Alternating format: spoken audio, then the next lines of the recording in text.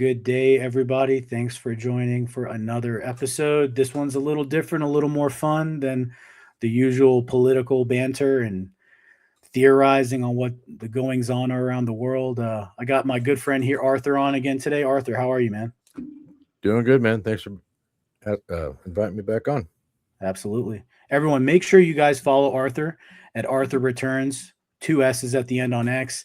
Make sure to check out his Substack.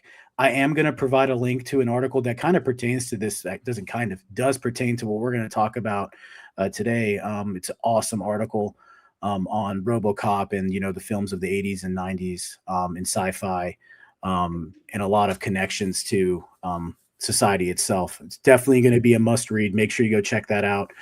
Do me the favor.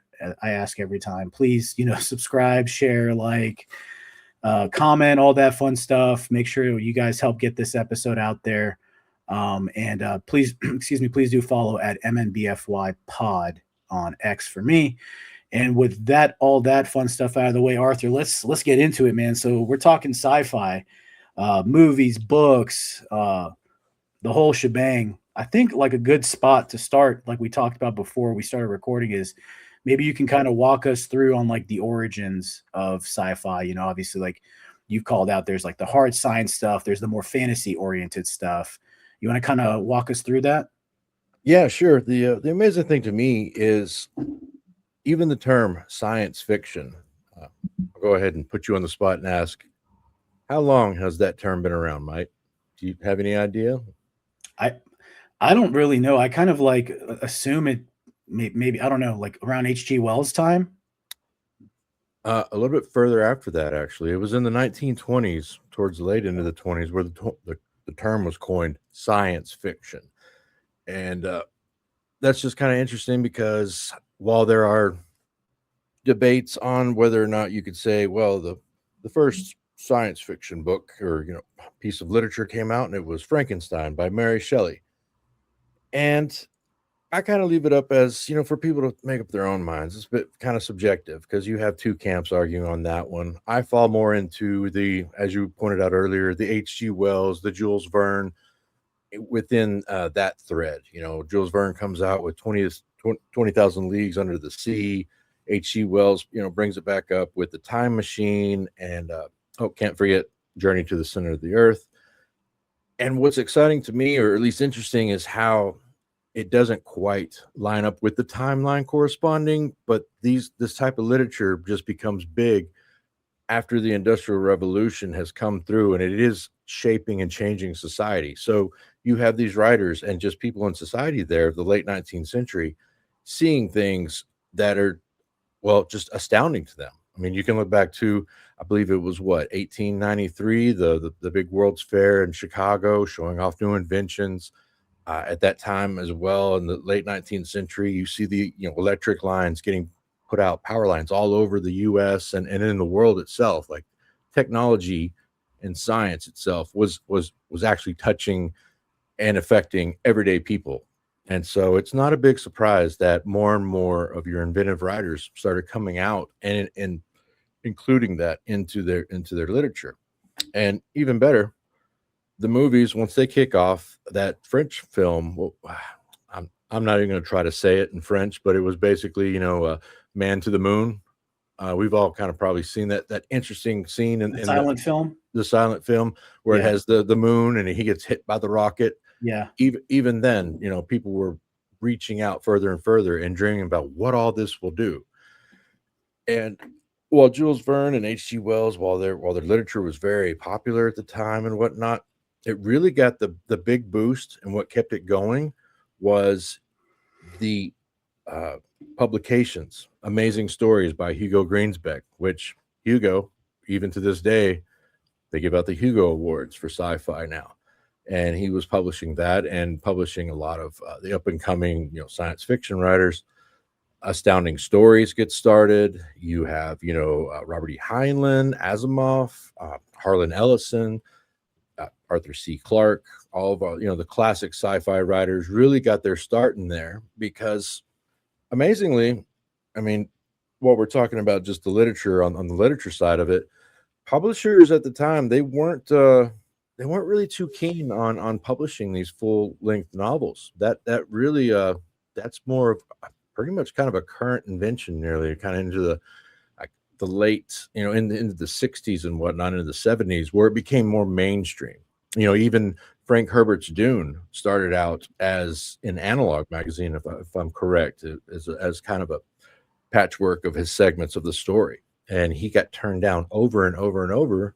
I'm kind of going on a tangent, but this is really interesting that pretty much the father of the space opera and everything else, and so much that flows from the Dune series, he got turned down by so many publishers that you're never going to believe who the publisher who finally said yes was. Chilton.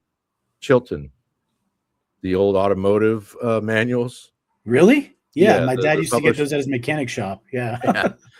So Wow, I there didn't know that. there was somebody there, one of their publishing executives wanted to kind of branch out a little bit, saw that story, and said they said, we'll take a chance on this. Did a limited run, and as far as I know, I don't think the Dune books have gone out of print since roughly since they first one came out in 1964. I have a So confession. I've I never mean, read them. It's a shame. I know. it's we'll forgive you this time, bro. No, Okay. but can you? I mean, you think about it. We're sitting here in 2026, but all the way back until shoot, I would go in. I would say 80s, 90s. There's never been a time. I'm right there on the cusp. I say elder millennial. There's the argument. Oh well, zillennial, whatever. But there's never been a time in my life where sci-fi has not been a part of it in the mainstream at all times. And Yeah.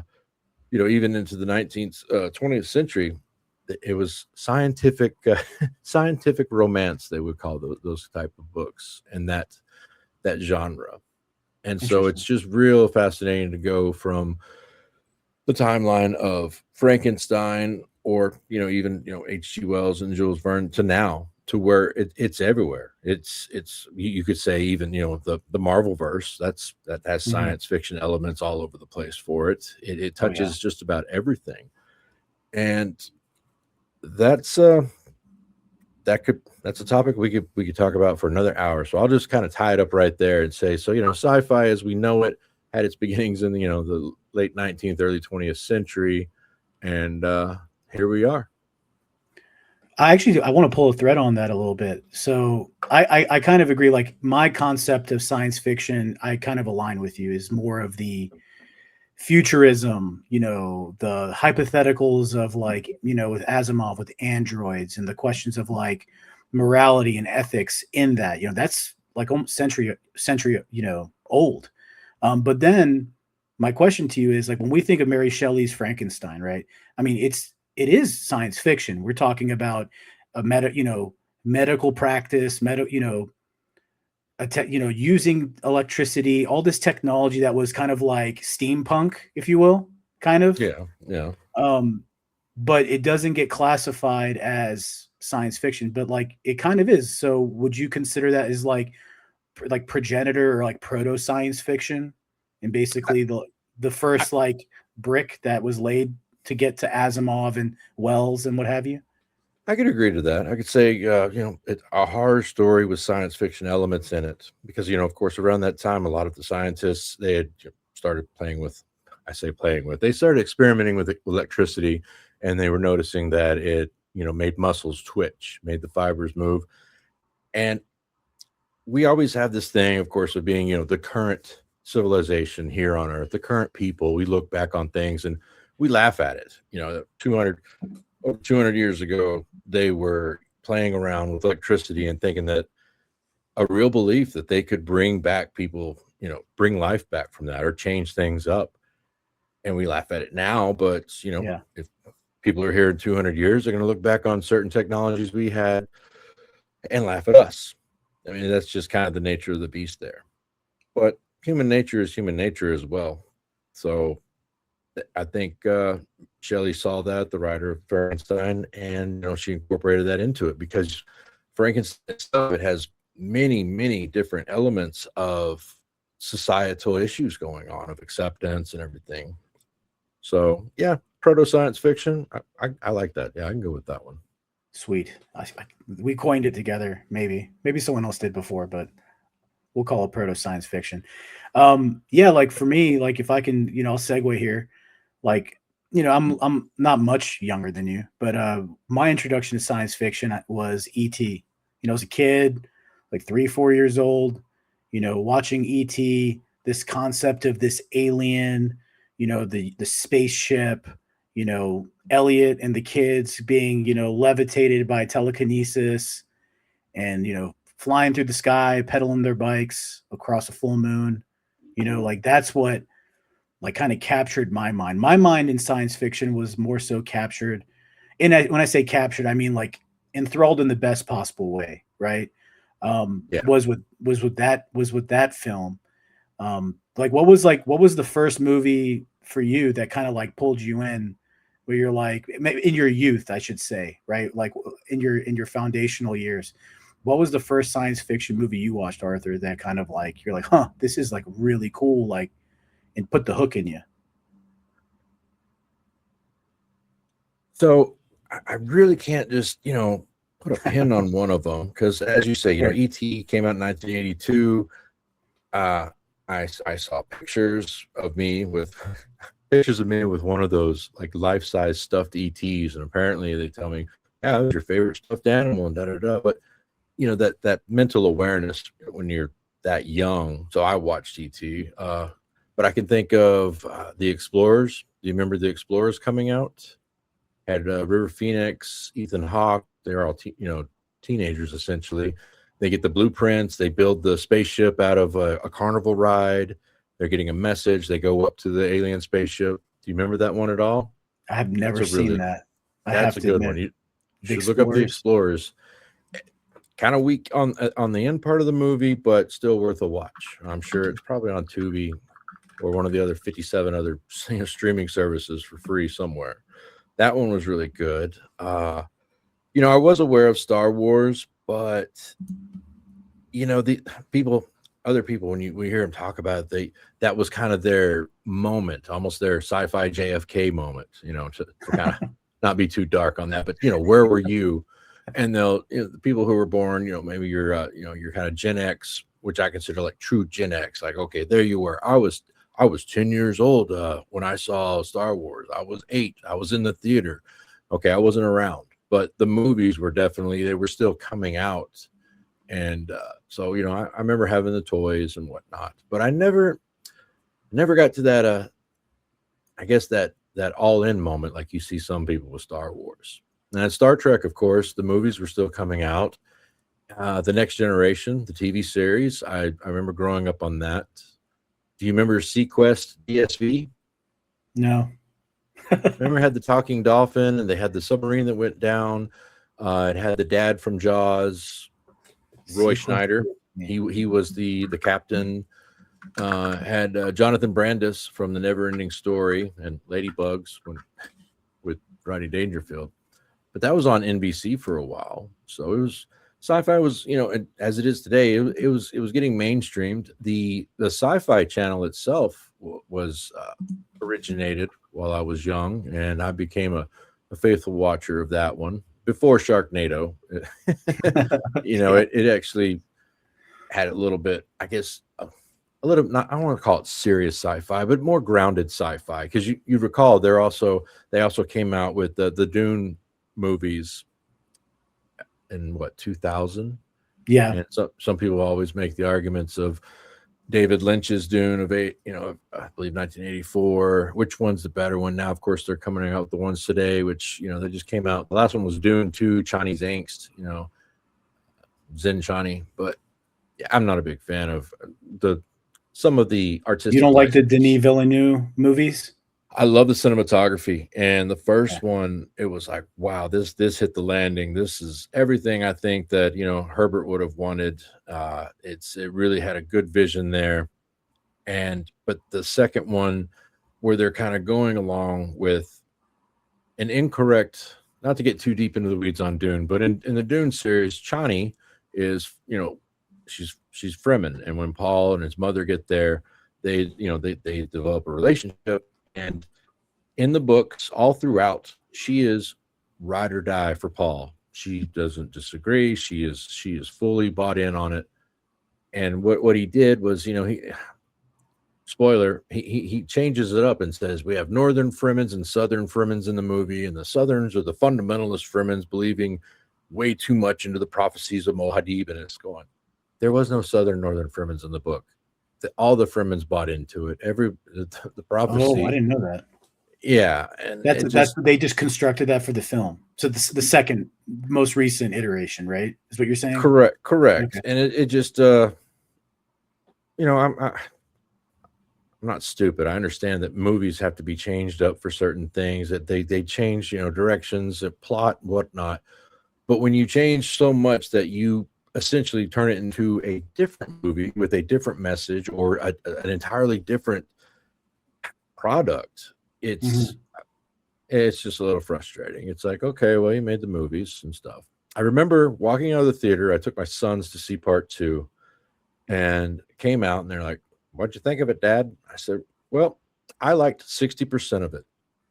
And explained to them, of course, the cinematography and everything else, and just the production values and some of the portrayals of the characters. But then I explained to them, yeah, it's jarring for if you're really, if you'd never read the books, and if you hadn't kind of been in tune, a huge fan of it, I think you would just go in and just enjoy the movie for what it is. But when you have read the books, Dune is still, next to Lonesome Dove, my 2 favorite books ever. I've probably read the first Dune book 10 times. I've almost got through with the entire series, but with so much what do you call it when the people put stuff out all the time? It's so much explaining out on the story. It's kind of like, I kind of know how it goes, and the sand turning into the worm and whatnot. So I haven't finished off the entire series yet, but that's with Paul's son, right? Leto, like King Leto Jr. or whatever. Mm-hmm. Gotcha.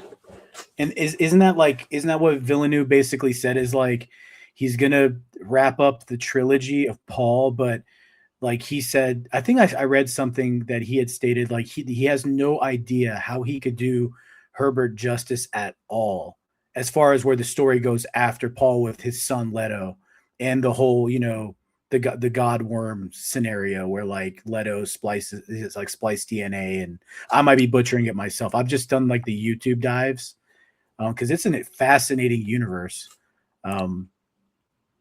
Well, yeah, and that was one of the things with Herbert when he was taking it to the different publishers, and they were reading his manuscript. They're going, "Okay, this is too dense. You've created so many things in here.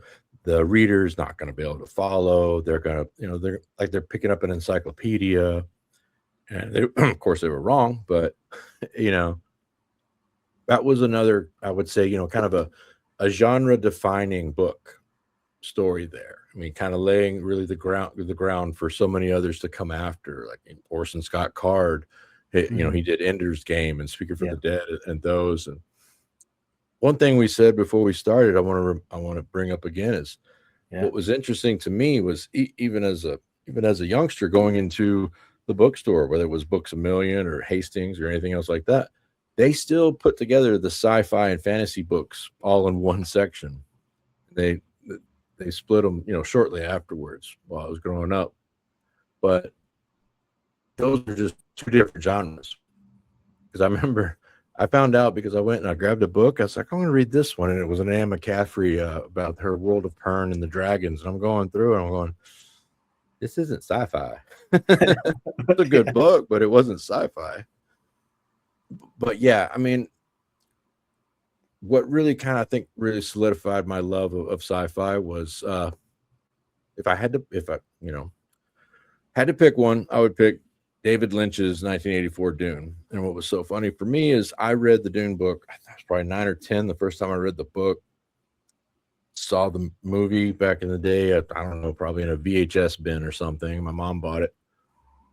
And I watched the movie. And it was so funny finding out later how many people, how the criticisms of the book that they actually had to put in extra scenes at the beginning with Virginia Madsen to kind of give exposition, and they were even handing out pamphlets, almost like cheat sheets, at the movie theaters at the time for characters and stuff. And I watch it, and I'm going, well, I understood just about everything because I read the book, of course. Right. And it took a while to learn that too, about the difference of the book and the movie. I guarantee you, I was one of the very few ticked off, preteens sitting watching Jurassic Park. I came out of the movie theater. Mom's, like, what'd you think of the movie? I said, they left this dinosaur out. They didn't have this scene. It was just, I didn't like it. It was just cut short. And she just kind of laughed. Of course, she's a big reader as well. And she was explaining to me, she's like, well, honey, they take a 300 something page book, they have to cut things out because then it would be a 12-hour movie or something. And that really stuck with me because look at some of the most successful things we see nowadays. Not every single one, but some of these stories.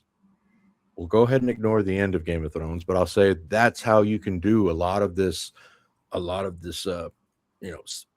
literature. It has to be multi seasons. You have to draw it out. Don't get me started on that series. That's one book series I read through book 5. And then when they deviated and they got the creative liberty to basically do seasons 6 through 8. Yes. Once they kind of lost their guiding star, once they lost the guidelines there, what R.R. Martin had out and just started winging it, that's when it kind of went down. I mean, they're missing an entire Targaryen heir too. Remember, they discovered the young boy, and it's not even included in the. And I forgave that because I think that's in book 3 where you learn about the. And it was Selmy Barristan that found the kid and was protecting the kid, but then in the show they kind of replaced that with the Khaleesi, right? But yeah, they take these creative liberties, but oftentimes, Arthur, I agree with you. It's not even like cutting. And I know we just went into fantasy a little bit, but I'll bring it back to just like the context is like they not only do they take creative liberty in like sizing, like you were just saying, but then they completely change the narrative too. But like to your point, I've never read the Dune books. Shame on me, and I appreciate you forgiving me for that. But I like the movies, but I don't have that context like you just explained of like reading the books that led to the adaptations of the films. Now, I will say, since I've kind of knocked down Villanueva a bit, it was one of the smartest things, of course, to make it into this kind of trilogy style, movie 1, movie 2, movie 3, taking it into Dune Messiah. That was very smart because, the same problem that Lynch had trying to fit everything into one movie, we see that a lot. Did you ever see The Dark Tower with I'm going to butcher his name, but Idris Elba? Oh yeah, Matthew McConaughey. Not a fan. Yeah, and that was I can't remember if he finished it off with the 6th book or 7th book, but we're talking how many tens of thousands of words, pages, everything else, and you try to soup that down to 90 minutes. Like, nah, man, that don't work at all. Yeah, totally. It just you how do you tell a story? It's just so discombobulated. Totally. But what do you enjoy the most about the sci-fi genre in itself? Like what kind of elements do you like about that though? I don't know. For me, you said it's your favorite, right? Yeah, it's definitely my favorite. I think I don't know. Like partially, it's kind of like the escapism of it. Of like you have fantasy escapism, right? But it's not feasible. You know what I mean? But then when you look at science fiction, it's like what if, what could be, what may have happened in another universe, or like another galaxy. Like there's a plausibility to it. And when they put applied sciences against some of the stuff, it becomes more real to you, right? Like, so for example, for me, when I watched like Total Recall, right? I could totally see because at that time we also had like, kind of the precursors or progenitors of virtual reality, right? And Yeah. so when you see that movie, I was probably too young. I remember I was covering my eyes with the 3 boob chick. My dad's like, "Hey, you can't watch for like 10 seconds." That But movie gave me nightmares. when they're melting, when they go out the air With seat, the, like the airlock. yes, that Yeah. well, and that was one scene that was horrific. The other where the kind of little Buddha guy comes out of his belly. Oh yeah. Yeah, I was way too young to be watching that one. Yeah. You also know that that's also based upon a Philip K. Dick novel, correct? I just recently learned, so I don't know much Well, about short Philip story. K. Dick, but like he is like the mind behind so much science fiction that I've consumed. I need to go read his books at this point. Something interesting you said a second ago, and that really sticks with me is the what if factor, because that's what hooked me in entirely. The possibilities. This is fiction literature, but it's possible, or it could be possible. As we talked offline, to kind of simplify, for me, I see you could go into so many little subsets of science fiction, subgenres, but really just to make it easy on this one, you have your hard science fiction, then of course the fantastical, and then there's the cautionary to me of, Mhm. oh, well, you had the power, you had the technology, so you could, but you never stop to think if you should. And I'll go ahead and hat tip that one for Ian Malcolm in Jurassic Park. He was the chaotician who was going, is this really a good idea to make dinosaurs? Should we really be bringing stuff back? Maybe they're gone for a reason. And Yeah. those questions, just that on like in technology wise, the cautionary part of it, should we do this, is still, I mean, it's more than relevant today on so many levels. I mean, that's Oh something yeah. too, as well as when we discuss the science fiction coming up, when it became something, if you look along not only in the literature but in the movies that were coming out, and yes, there were exceptions. You had the whatever monster from planet X, and that, okay, yeah, the spaceship lands and then it gets attacked and stuff. There were exceptions, but overall, kind of taking a broad view, you have like this really, really optimistic time frame of possibility science fiction. When it first came out, it was all about, yes, things are going to be great. The future is like a Christmas present for the young that we're just waiting to get. We're going to be doing all of this. And then I'd say, if I had to pin it down, maybe look into some of the sci-fi stories and novels beginning in roughly the 60s up to another point, it kind of went into a more cautionary Yeah. stories coming out, like, okay, well, maybe you shouldn't have done that, and or you did this, and this is what became of it. And seeing a lot of the films and the literature coming out, it really seemed to me like kind of a bit of a reflection of society at the time and what they were thinking about with technology. Because you could go into, when did Popular Science, that magazine, start coming out, and saying, this is where we're going with this technology is going to fix stuff, and everybody's like, yeah, it will. And then it didn't, and it didn't do everything it was promised to. And so a lot of more authors and just creators started making, yeah, maybe this won't work, because you have a certain level of technology on like a level 8, but humanity's still on like a level 2 or 3. And Mhm. that's, to me, that's still very, very relevant. We have so Oh yeah. much quote unquote technology. I mean, I'm pretty sure just about every one of us in the audience has a supercomputer in our pocket all day long with all the knowledge just about that you could imagine. And has it made society better? Um, Yeah. yeah, I'll just leave that one there hanging Yeah. for people's conclusions on that. Right now, it's just, for me, what's interesting is a lot of the genres that came out showing this is, you mentioned Total Recall. That was by Paul Verhoeven, which he also did RoboCop and Right. and Starship Troopers.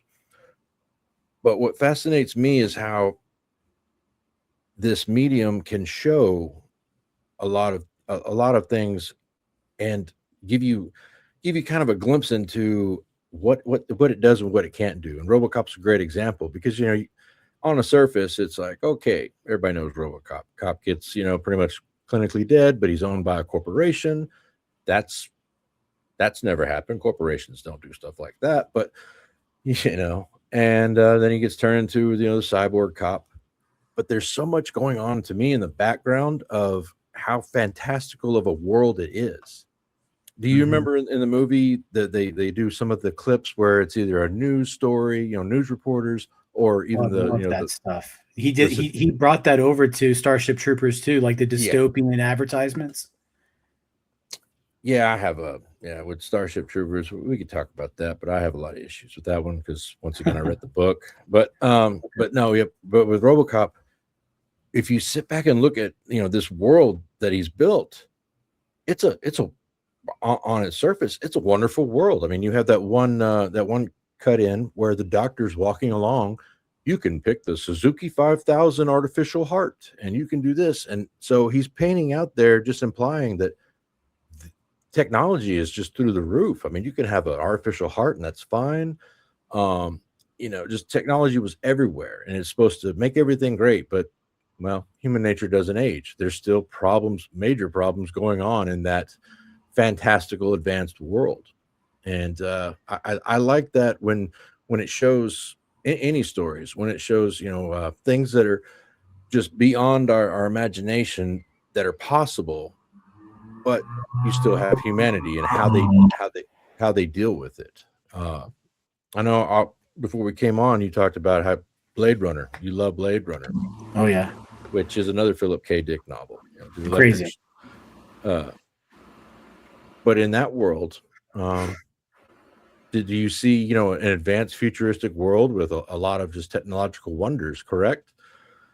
But like it's funny you say, like, you brought up like that you classify the types of sci-fi, like circle back and bring it back to the Blade Runner. I have to say the cautionary tale form of sci-fi is my favorite. And yeah, like in Blade Runner, they show you all this technology, and they show you the cities that they're basically spires of like high rises, and you can't see the soil anymore. It's very dark to me when I watch that movie.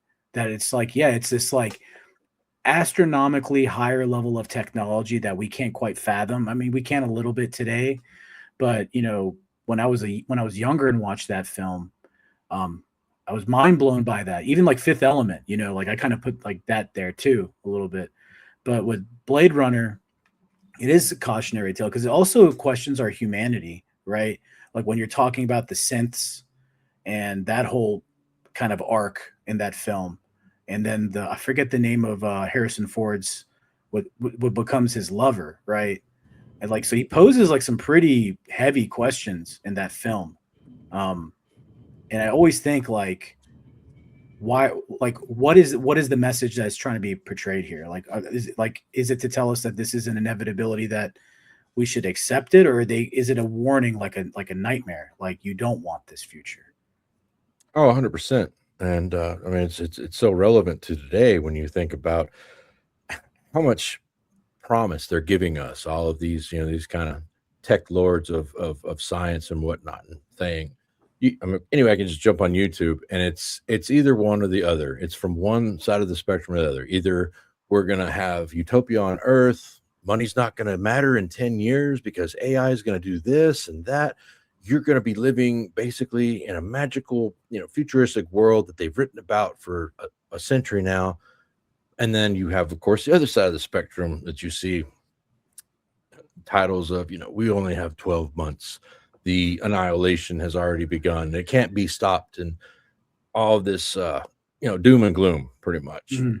Now, I mean, my own personal opinion on artificial intelligence, which we haven't truly seen artificial intelligence. It's tossed around all the time. What we have are, prediction machines, very, very good prediction machines that with algorithms and whatnot, the language learning models and things. But I land somewhat in the middle because of what it can and can't do. There's going to be bad things, obviously. Any new technology, if it is somewhat of a paradigm shift, there's going to be, bad effects. There's going to be good things.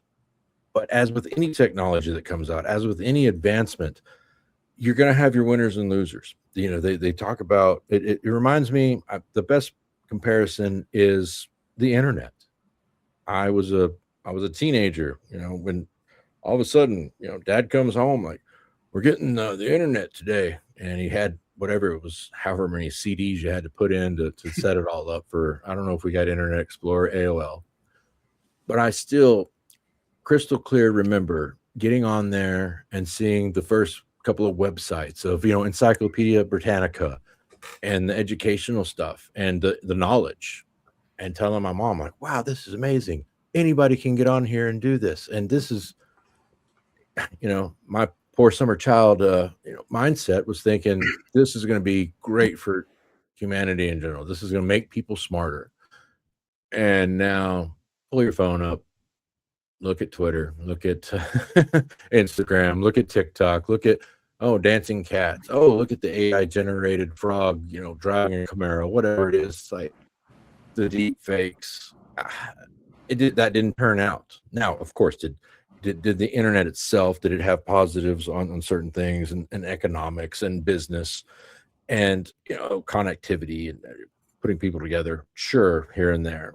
It wasn't all bad, but it also didn't do everything they promised it did out of the box. So I'm just a bit, I'm cautionary on thinking AI is going to be all bad entirely or all good entirely. It's going to be another thing that, well, if you have the money for it, if you are in if you're in that special, class section, then it's going to be great for you. Even now, look at AI. They're rolling out Gemini and the agents and, Claude GPT and stuff. And for every story you hear about a programmer or anyone utilizing it for work or anything like that, saying how it does all these wonderful things, you have a horrific story in the newspaper, in the news that 15-year-old unalives himself due to chatbot telling it to do that. So it's a bit of a toss up. There's going to be some good and there's going to be some bad. And to tie a bow on that, bring it back and close it in relation to science fiction, a lot of the genre that's what it teaches, these lessons. Yes, the science is there and it shows where we're at and the advancements, but it also shows humanity's reaction, how they react to it, how they utilize it. Right. Have you on the AI topic, and again on the cautionary tale angle of sci-fi, did you ever watch the movie? I think it came maybe about a decade ago, maybe a little less, but a movie called Deus Machina. Was that the one where the programmer wins the quote unquote contest, gets flown out to the CEO's compound, and he's wanting to test the AI, and it's the girl? Yeah, and I saw that one. now that I don't know if whoever's listening, you should check that one out. That to me is, when I saw that movie, that's, I hate to say it, that's what I envision, like a quote unquote sentient AI. Like I see that capacity, because who creates AI? Humans create AI. We can be two-faced, we can be nefarious, we can be driven by our self-motivation and goals, right? And in that film, essentially what you're witnessing, right? And maybe you disagree, Arthur, but like my take was, you're watching an AI feign distress and victimhood to a degree, right? And so it kind of encapsulates all those kinds of themes we see in society of like inequality, unfair treatment, what have you. But it was all a ploy, right? Spoiler alert, 3, 2, 1. It was all a ploy by that AI in order to break out of its, quote unquote prison, and go rogue. And Yeah, 100%. She was using pure manipulation.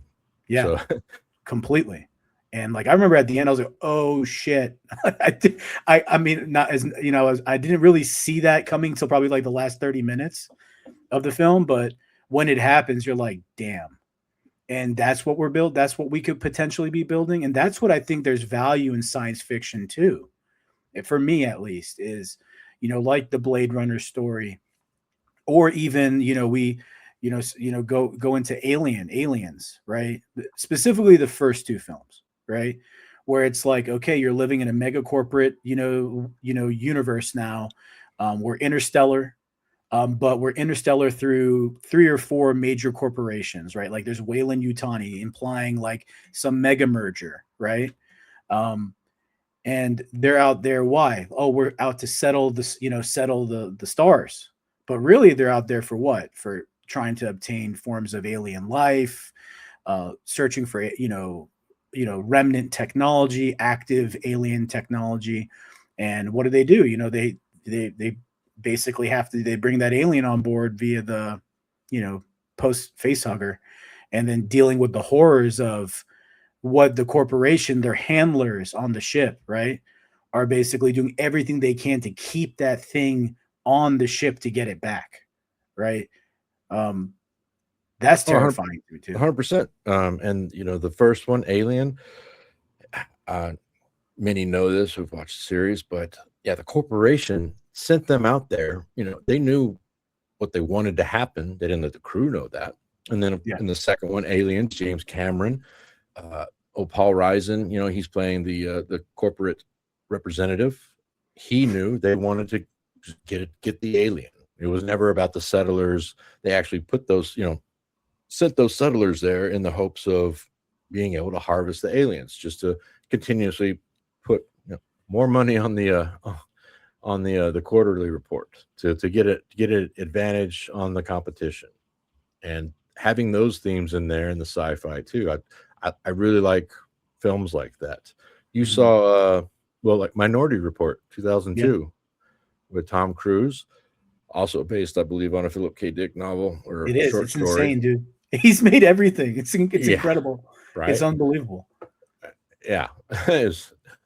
But the predictive law enforcement, we're not quite to that point, but look at the flock cameras all going everywhere, and you just go down the list of their surveillance, and who's your NSA handler? I think mine's name is Steve. I think so, but still, it's all over the place, and it's Mhm.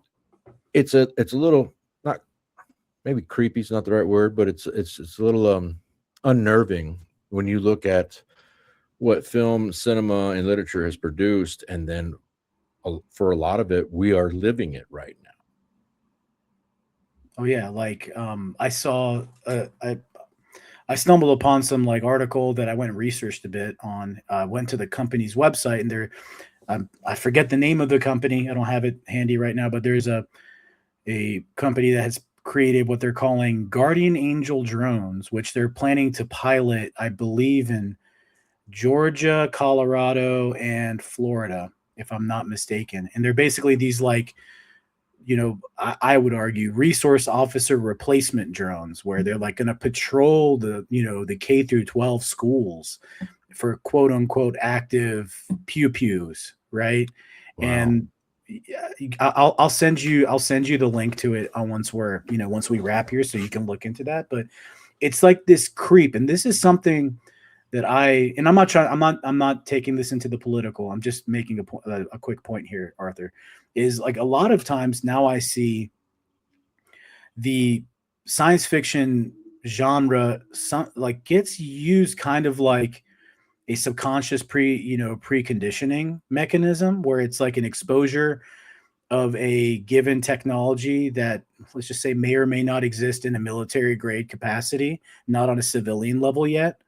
And then you're preconditioned to on a subconscious level to accept it, so it's not shocking or jarring, right? Like for example, I remember watching, again, going back to Total Recall. Remember they had those like little like kiosks in the middle of like the dirt lobby area when he walks in, and it's the scrolling screens, and you're like, whoa, what the hell? How did they have like these these like screens in the middle of the? And then you go to the mall, in 2001, 2002, and they're there, and you're not even thinking about how cool they are, where they have the digital maps, and Yeah. you're just like, you just accept it because you've already been conditioned to see it.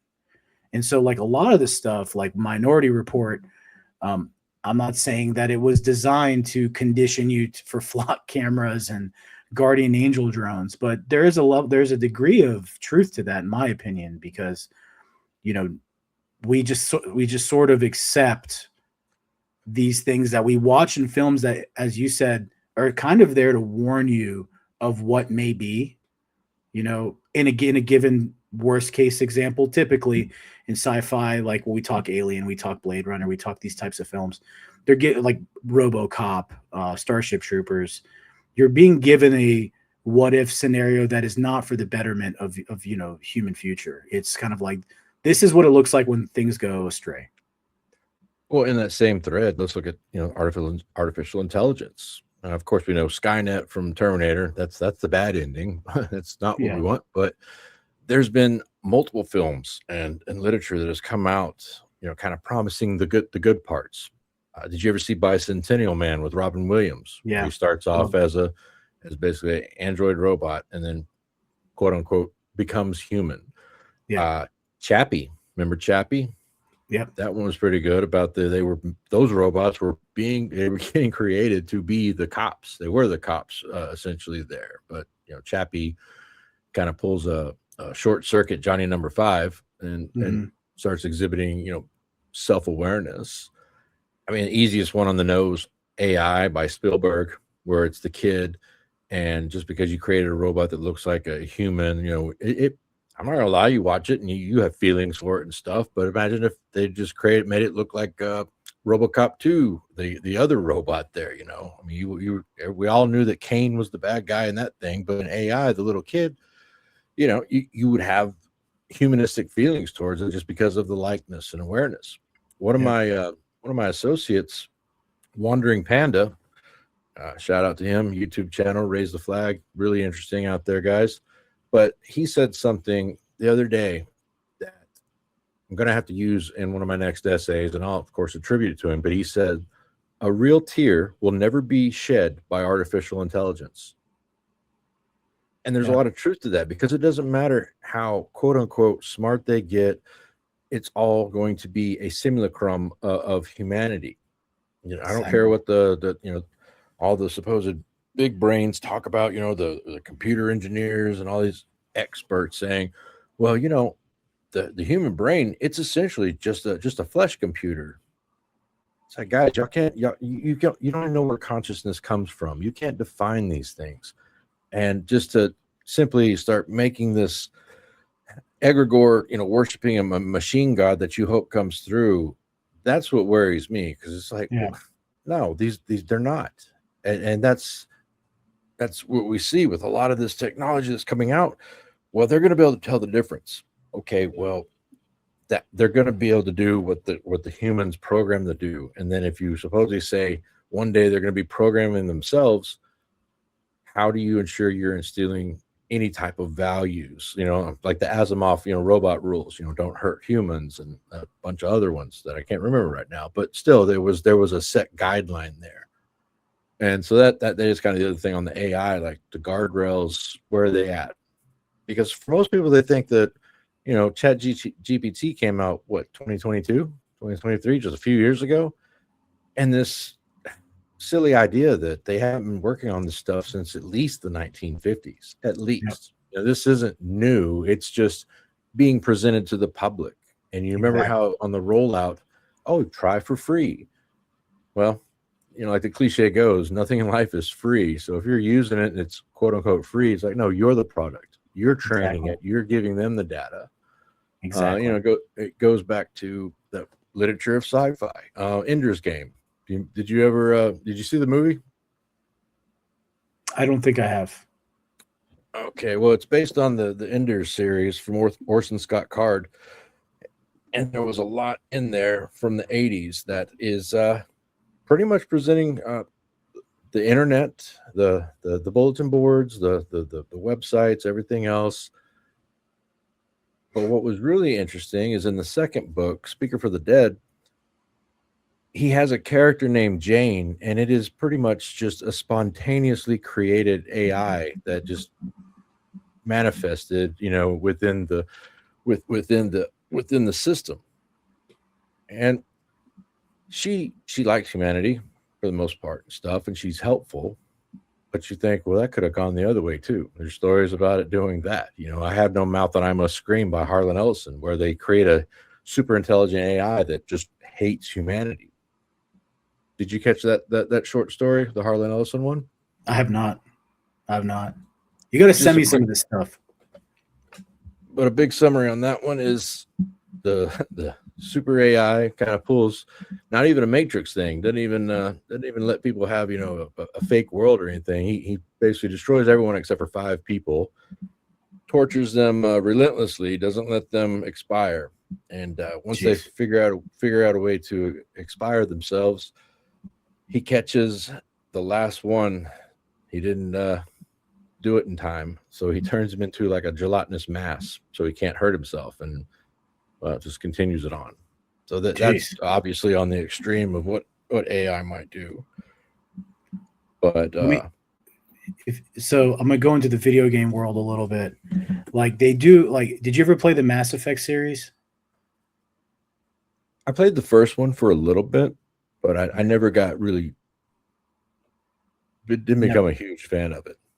That's fair. They're fantastic series. If you can get, I think they do the, you know, the updated definitive edition of all 3 games for like $7 on a sale. So for anyone that likes, you know, sci-fi, I recommend that series. But on the topic of like AI, so what they kind of do is they show you how advanced human civilization is. We basically stumble upon these Mass Effect relays, right? This like ancient, unknown origin style, like these relays that could basically move you through the galaxy, right?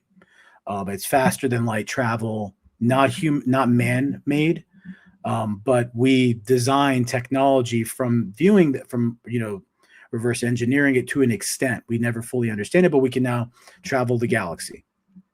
In this story, we have benevolent AI, right? So they have this, they show you that there's a contrast. I'll try to be quick, Arthur. I don't want to bore you too much, but so they have this thing called EDI, which is like your ship's AI system, right? Later it becomes, spoiler, whatever, it becomes a character. They give it a vessel, you know, and it becomes, you know, physical in the real world.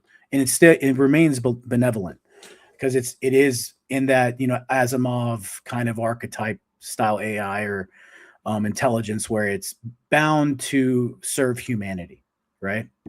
But then they come across 2 forms of arguably artificial intelligence. One being the Geth, which is a mysterious intelligence, right? You know that it does not really care for organic life, and it's also trying to proliferate, right? So they're like hide behind planets. They're very mysterious. They don't like being seen. Something like that. I'm kidding. Then, I'm just making a joke. I know. It's something like that. But kidding aside, that they are, you find out it is a hive mind, and that it's become corrupted by a greater artificial intelligence that transcends time, right? This group is called the Reapers, right? And essentially what happens is this intelligence, this robotic artificial intelligence, which you do not really know where they come from. You have no, even through 3 games, right? And this is BioWare. It's like lore heavy as hell, right? All you know is that every 50,000 years, they have to come back to the known galaxy, our galaxy, Milky Way, and cull all of organic life and restart it. And so you have this like contrast of this benevolent AI that is attempting to assist not only humanity, other alien races that exist in the galaxy. And it becomes this battle of organic versus synthetic, literally is what the culmination of the story ends up being. And it's pretty fascinating. I mean, I would recommend, they're long games, and yeah, you know, if you don't like the gameplay, I understand. But if you ever just watch like a YouTube, like, you know, some like one of these really good lore masters that like they do like a 4-hour episode where they just break down the whole storyline, I would recommend it because it's actually a really intriguing storyline when it comes to the AI aspect. It's like, you know, you have human-made AI, and it is benevolent because we've programmed it to be such in this specific type of scenario. But then it's the whole idea, if one thing exists there before, it must exist somewhere else. And so it's that kind of dichotomy of like, this is ours, but if we've created it, then it must exist in another place. And where it does exist is malevolent. and it's an antithesis to what we have created, if that makes any sense. It's pretty cool. What did you think of Cyberpunk 2077? I mean, I'm a massive fan of that game. I love that damn game, especially Phantom Liberty. Phantom Liberty was fantastic. I don't know Yeah, if it you was pretty played good. It was pretty much like a whole entire different game, not just a little mini DLC. that. Yeah, it was like a sequel. Yeah, and I think the relevance to it, it's pretty easy to see. You know, we're talking about the Neuralinks and all these things that are allegedly coming up. And make no mistake, I'm no Luddite on medical technology that can help out. That aside, who knows what technology I'll be getting soon with my stuff we talked about. But Yeah, that movie or that game, it's really interesting because it shows the extremes of what can happen. And I was thinking about how the AI is the chat bots and everything. They'll do the most interesting way to describe it, the hallucination. Oh, it hallucinated. What do you mean Yeah. it hallucinated? Like, you can't even explain why it's going into a schizophrenic mode here. It's just a hallucination.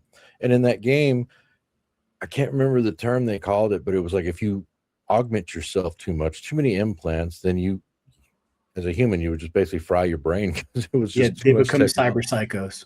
Cyber psychos, that's right. Yeah, just too much technology there. And the comparison, though, it's really, I mean, people aren't going totally psycho on it too much. There's sure some edge cases with the technology, but look at people with their phones. I mean, that's already taken it over. And just having to have something plugged in, whether it's an earbud.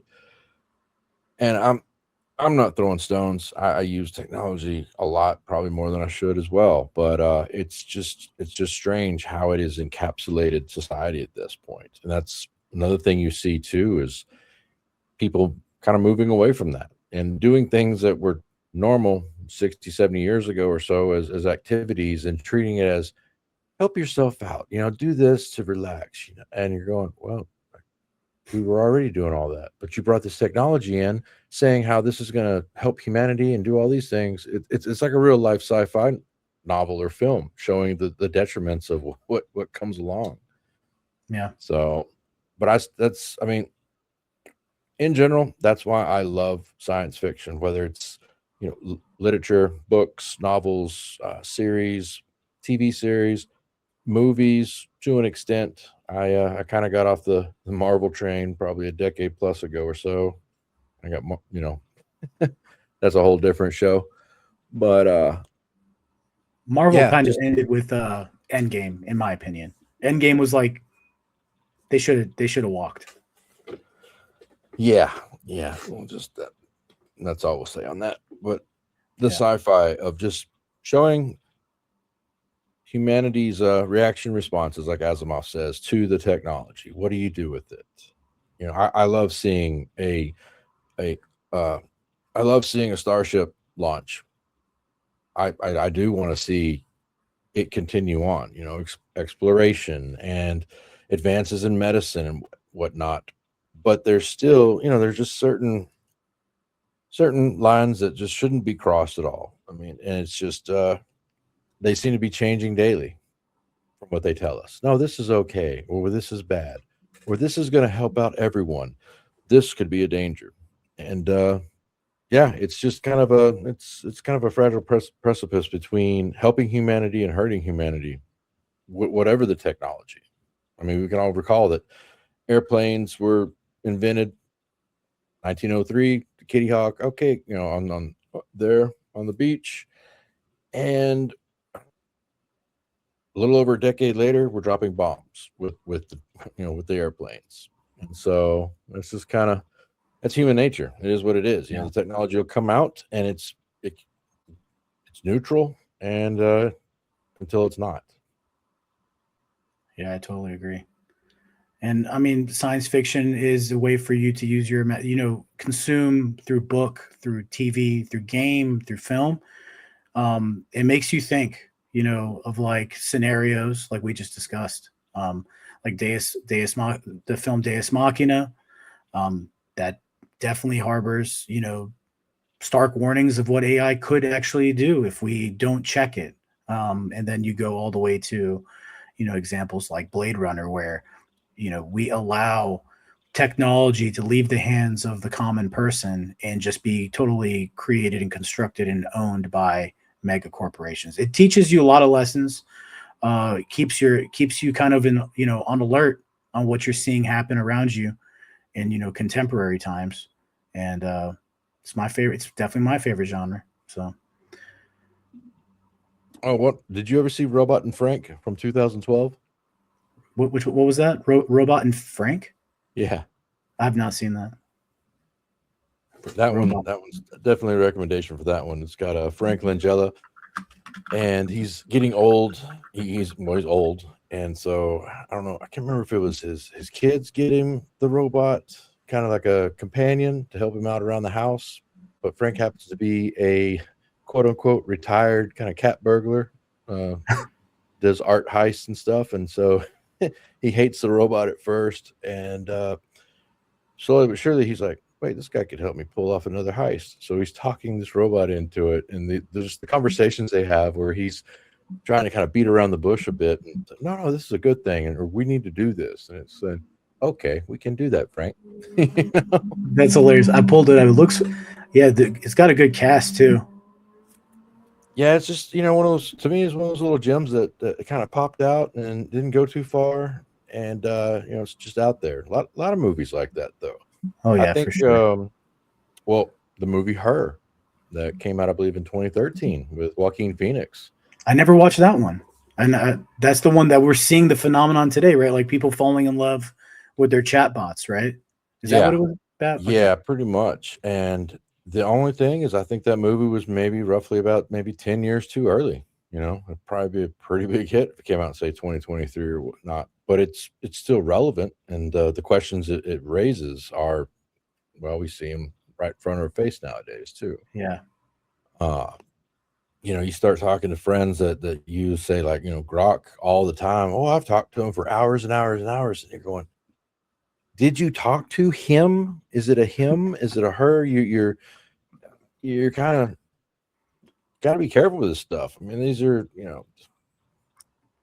Pandora's box. People say please to Grok. Please, can you do?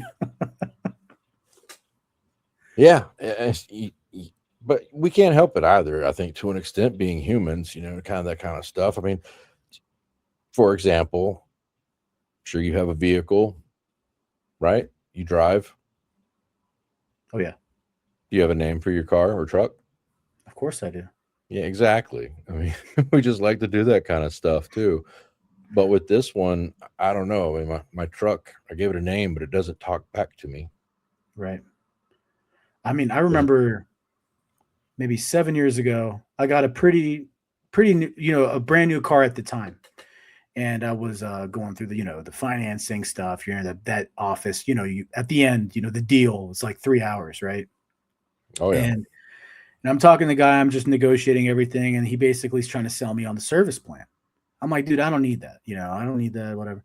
He's like, look, I'll never forget when he told me this. He's like, look, the car you have today and yesterday and the car you just bought today are not the same. I'm like, what do you mean? He goes, you're driving an iPad. He's like, your car is literally a computer. He's like, yeah, it has a motor. He's like, but if the OS on this car goes bad, you have no idea how much it's going to cost you to fix it. We don't know how much it would cost us if it goes bad. So of course he sold me on the service plan because it scared the shit out of me. I didn't want to spend like $10,000 on like a OS repair or whatever. But it's true. Like my car today, the car I have today, if I leave the lane, it has all these sensors and all this stuff going on. It has a sensor, obviously, that I realize faces me, that if my head deviates a little bit from looking straight, it starts beeping at me and telling me to keep my eyes on the road. If it senses I've gone a little too far out of my lane, it auto nudges me back. I mean, we're there, like the things we saw 20 years ago, we have elements of it living in application among us today, even in daily use. And it goes back to that preconditioning point I make. And and again, I'm not saying, Arthur, it's like insidious. I think there's elements of it that may be, but I don't think it's all insidious, but nonetheless, you're being exposed to things that you have seen in the past that are now presently part of your life. Like you said, we all have our, we have our cell phones, and I mean, Elon Musk said it, probably same time frame, 6, 7 years ago. He said, we are cyborgs. And Joe Rogan's like, what do you mean? He's like, you're a cyborg. He's like, just because you don't have, dermal implants and this and that, and we're not like you referred cyberpunk dealing with body modding quite yet. But you have a peripheral that is with you at all times that you literally cannot live without anymore in the West, and more, technologically advanced and, first, second world countries primarily, right? Like the dependency on these things is insane. You have all of world's knowledge at, a couple taps on your phone, and you have it all. The only thing that separates us now is, Neuralink or whatever else they're going to do, if people comply or if it's going to be forced upon. Those are things that are raised in science fiction films too, like Star Trek and the Borg, right? Yep. Like that is pretty scary shit. If you think about it, like you're going to be assimilated. It's like the Borg represents the concept of the singularity, and that it's inescapable in the face of the Enterprise, right? So, yeah, I'm go sorry. ahead, please. No, please. I was going to say you brought up a couple interesting things there, especially in regards to the vehicle, because I have it's a brand new vehicle and it has all of that stuff. My partner wanted it. I'm not a fan of it because it does all of those things that you just described with the nudging. The first thing that I looked for was how to essentially disable all of that. And I agree with you too that not everything is insidious, but a lot of it is behavior modification method. Because imagine how much it costs. I mean, if they wanted to just try to make it a special order to have that stuff, you make it standard, it makes it cheaper to put everything in there for the company, of course, and get the customer used to that. And there's numerous examples of that don't even involve, the next level of technology. But for one, I think the promises of technology versus the results for a lot of things like we discussed earlier with AI, where it's not going to do all of this, but it's going to do some things. It reminds me of the self-driving stuff, because that's been something that's been talked about. I can remember articles coming out, serious articles in like major publications from roughly around 2010 or 11, predicting that, well, the trucking industry is going to be taken over entirely. We're going to have self-driving 18-wheelers by 2020. And just all of these proclamations of what's happening. And okay, you got some Waymo cars that go around certain areas of the city, but here in California, I'm not seeing anybody sitting in the passenger side, going down the interstate yet, taking a 3-hour drive. Certainly not seeing self-driving 18-wheelers. So there is, to an extent, the Chicken Little mindset of sky is falling, this is all going to happen. I think that should be tempered, with some, just some reasonable doubts on a lot of this stuff. I mean, you just think about AI is going to take everything over. Okay, for a certain extent, you can see jobs that it could, quote unquote, take over. But there are still so many occupations that, unless they come up with a sci-fi Iron Man style, power source, how are you going to have robots, doing these, these manual things? Exactly. The androids and whatnot. I mean, people can point out, well, look in the factories what they can do. Well, yeah, sure. You have that one section there through the assembly line that, that robotic arm does that one thing over and over all day long. But there's just so many other things we're not going to see I don't even see by 20.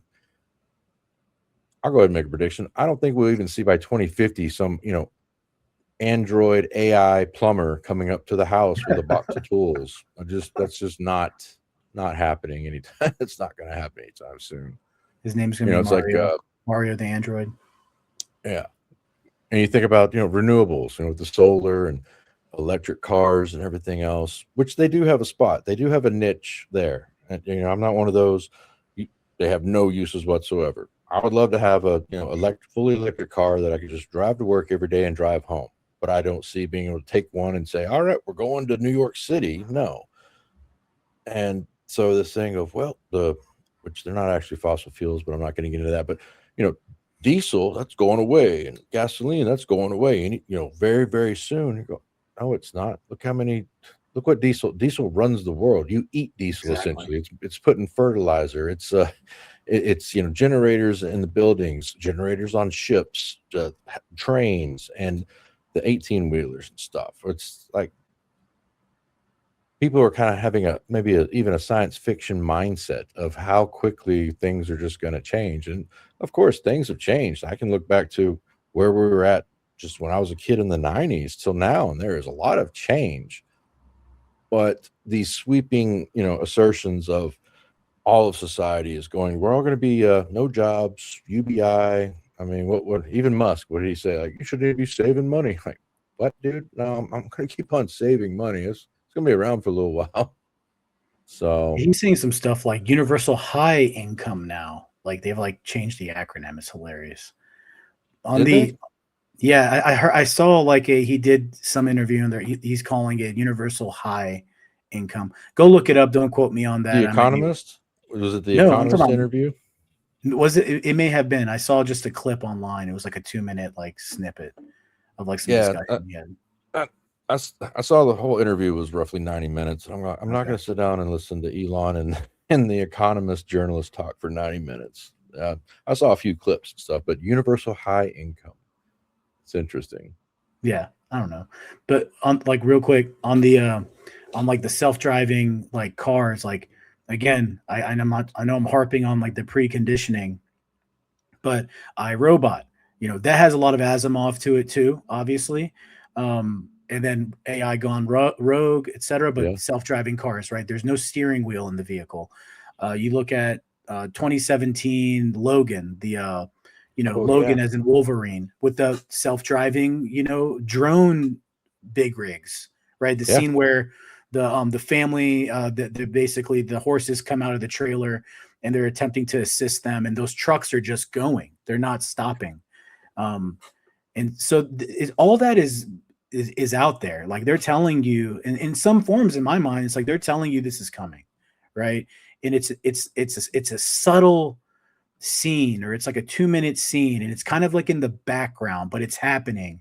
It's not happening in the foreground of what you're watching with characters, but sometimes they have this kind of stuff like ingrained in film, specifically in science fiction based films, where they're showing you these trickles of technology. Like you look at Minority Report, you're talking about that with like pre-crime. Well, you don't have three chicks with their heads shaved that are telepaths laying in a pool of water predicting crimes, but you have a gigantic panopticon digital surveillance grid getting built with like flock cameras and these plate readers and AI databases and compilers, and all this stuff is still happening. So it's like we're going in the direction of Blade Runner. Now, I'm not saying we're going to be living in 500-story spires anytime soon, but like the trajectory is towards those films and stories we love, of that kind of dystopia.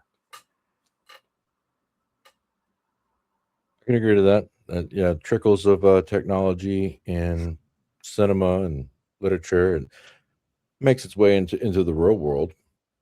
But also, too, I think I can recall that a lot of these inventors, engineers, creators, they grew up on this. They were, of course, the sci-fi, not to generalize, but they were the sci-fi nerds, to be sure. Oh, So yeah. those ideas, that particulated into their minds, so that they could create stuff like that. I can see that. Arthur, this was fun, man. I appreciate your time. Yeah, thanks for having me on again. Appreciate it. Absolutely. Everybody, do make sure you go give Arthur a follow at Arthur Returns, 2 S's at the end there on X. You'll see a link down below in the in the description. Do check out Arthur's article and check out all his other work. He's an excellent writer. He's a great thinker. He's a good friend. Give him some support. Give him some follows. Show him some love on Substack, please. And also, it'd be really helpful for y'all to actually subscribe to the channel. I see y'all watching, so give me some subs, hook me up, share, like, comment. Would really appreciate it. And follow me on MNBFY Pod on X for any news, my wild takes and upcoming announcements on episodes. But Arthur, appreciate it, man. Can't wait to have the next one, bud. Me neither. All right. Take care, man. Y'all take care. Have a great day. Thanks.